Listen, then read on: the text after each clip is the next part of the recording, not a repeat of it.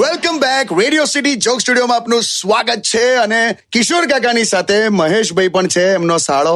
અરે સાંભળો જીજુજી પણ એક વારમાં બોલ ને. જીજુ, આ કાયદો એવો આવ્યો છે કે 2 થી વધારે બાળક હોય ને એને સરકારી નોકરી નહીં મળે. કે બહુ ચિંતા કરવા જેવું નહીં, કેમ કે આપણા દેશમાં જ્યાં સુધી નોકરી ના મળે ને ત્યાં સુધી લગ્ન જ નથી થતા. અને તારે શું છે આ બધાથી? ના, એટલે મારે પણ નોકરી લેવી પડશે ને એમ. તે મળશે. તું તો સખત ટેલેન્ટેડ માણસ છે. Thank you. હા જીજુ, તમે પહેલી વાર મારી તારીફ કરી. હા ના, એટલે મહેશભાઈ ટેલેન્ટેડ તો છે જ હા કાકા. અરે બહુ. આ પેલું મોટા મોલમાં પેલું સ્કેરી હાઉસ આવે છે ને, સ્કેરી હાઉસ. આ પેલું નહીં, અંદર પેલું 20 રૂપિયાની ટિકિટ લઈને જવાનું અને અંદર પેલા ભૂતડા બધા બેઠા આમ ગભરાવે આપણને. હા, સ્કેરી હાઉસ, હોન્ટેડ હાઉસ, મને ખબર. આ મહેશ એટલો ટેલેન્ટેડ છે, સ્કેરી હાઉસ ની ટિકિટ લઈને અંદર ગયેલો અને નોકરી લઈને બહાર આવેલો.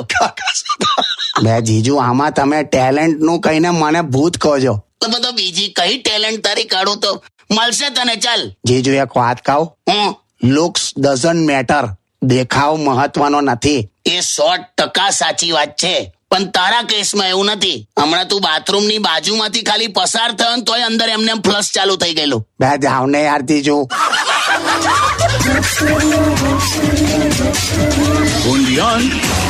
Radio City.